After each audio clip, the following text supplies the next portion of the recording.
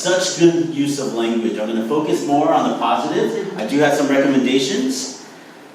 First, Jenny, I like your use, where are you? I like your use of, yes, there you are. My paper got filled up so much that it had to come up the other end. Jenny, I liked your use of the word intimate.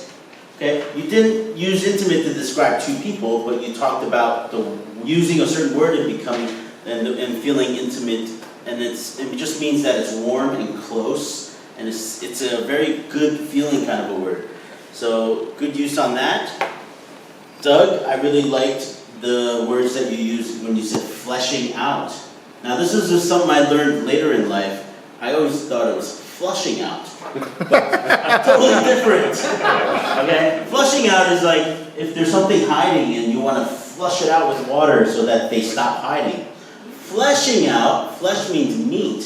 And think about a skeleton with no meat or flesh. You want to flesh it out, you want to fill it, you want to build more on it, so you're putting meat on it. So fleshing out is a good use of a phrase that Doug used. Mia, you used clicky. That's a great word, clicky. C-L-I-Q-U-E. Okay, she used it as an adjective. But what is a clique? A clique is it just means it's a group of very close people. Okay, high schools and schools tend to be very cliquey. Okay, there's a little bit of clickiness in here as well. It's not necessarily a negative, right? So there's cliques that we like to hang out, little closer groups. Mia also used déjà vu, great French term or a great French phrase. It just means that the feeling, you've had that similar feeling already somewhere. It's a weird feeling, and there's a word for that, déjà vu. Chloe had a lot of great usage of nonverbal communication, right? So it's not always about what you say, but what you do is also very important. So Chloe did wonderfully showing us all the yoga moves and stuff, and it was so quiet, but we were all still listening and watching. That's great use of nonverbal communication.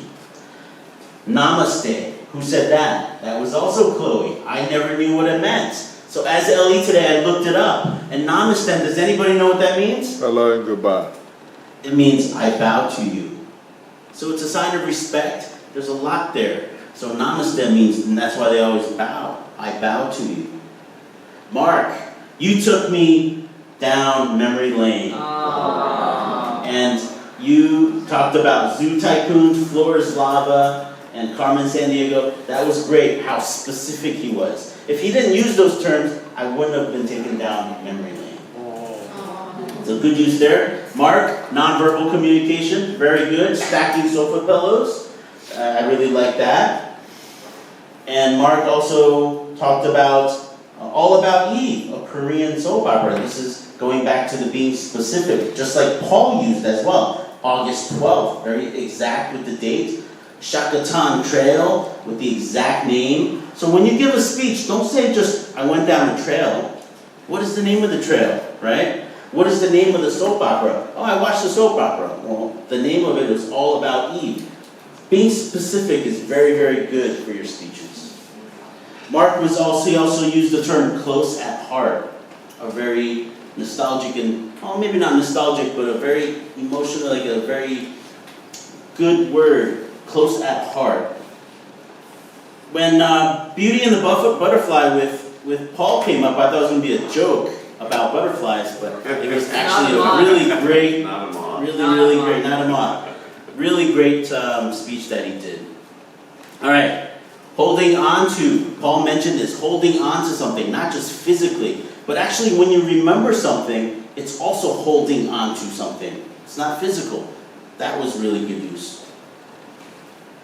All right, in parallel, last one with the positives, in parallel, Doug used. What does that mean? It just means that it's similar, direct in relationship to something else. That's actually a very good use of two ideas, not the same, but very similar in parallel to each other. Okay? Now, this is a tip that I would like to give evaluators. It came up a little bit in Victoria's and Jenny's speech, evaluation. Instead of saying but is a very tough word when it comes to evaluation because it negates what you're saying previously. You did great, but, right? So instead you can say something like, I give you a recommendation, I would like to give you some tips.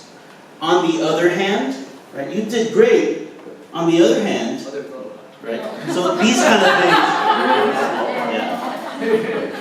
And my time is up, I got a lot more, but I'll save it for next time. Let's get back in. Generally